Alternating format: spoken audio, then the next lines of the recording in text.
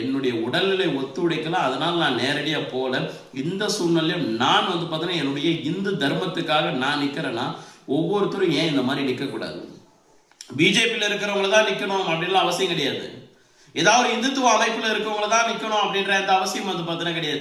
இந்துன்ற உணர்வு உங்களுக்குள்ள இருக்கு அப்படின்னா நீங்க நிக்கலாமா நிக்க கூடாது? ஏற்றுமதி பார்த்தோன்னா இறக்குமதி அப்படின்ற ஒரு விஷயங்கள் இருக்குல்ல, ஏற்றுமதி இறக்குமதி அப்படின்னு சொல்லிட்டு ஒரு பொருளை நம்ம வெளிநாட்டுக்கு பார்த்தோன்னா அனுப்புறோம் அப்படின்னா சந்தைப்படுத்துறோம்னா அது ஏற்றுமதி. வெளிநாட்டுல இருந்து ஒரு பொருளை பார்த்தோன்னா இந்தியாவுக்குள்ள கொண்டுட்டு வர, தமிழ்நாட்டுக்குள்ள கொண்டுட்டு வரனா அது இறக்குமதி. அந்த மாதிரி இறக்குமதி செய்யப்பட்ட மதங்களுக்கு ஏதாவது ஒரு பிரச்சனை அப்படின்னா இங்க இருக்கக்கூடிய ஒவ்வொரு அரசியல் கட்சி தலைவர்ல இருந்து ஒட்டுமொத்த உலகம் முழுக்க பார்த்தோன்னா அது குரல் கொடுப்பாங்களே.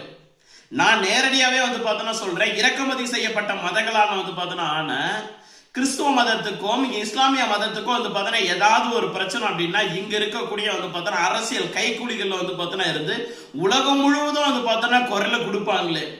ஆனால் இந்த மதம்லாம் தோன்றதுக்கு முன்னாலே இந்த மதம்லாம் இந்தியாவுக்கு இறக்குமதி செய்யப்படுறதுக்கு முன்னாலே பார்த்தோன்னா பல்லாயிரம் கோடி ஆண்டுகளுக்கு முன்னால உருவான பார்த்தோன்னா இந்த சைவ சமய சித்தாந்த கோட்பாடுகளுக்கும் பிளஸ் பார்த்தோன்னா இந்து மதத்துக்கும் ஏதாவது ஒரு பிரச்சனை அப்படின்னா எந்த அரசியல் தலைவர்களும் பெரிய லெவல்ல குரல் கொடுக்கறது கிடையாது.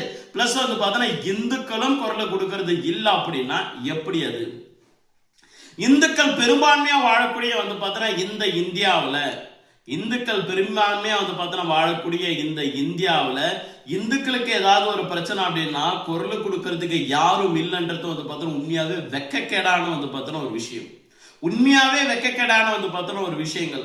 அப்ப இறக்குமதி செய்யப்பட்ட பார்த்தோன்னா மதங்களுடைய கடவுள்களே இல்ல மதங்களே பார்த்தோன்னா யாரோ ஒருத்தர் தப்பா பேசும்போது, தப்பா இல்லை உண்மையே பேசும் பார்த்தோன்னா போது எல்லாருமே பிரச்சனை பார்த்தோன்னா பண்ணுவாங்க, போராட்டங்கள் பார்த்தோன்னா நடக்க, எல்லா விஷயங்களும் நடக்கும்.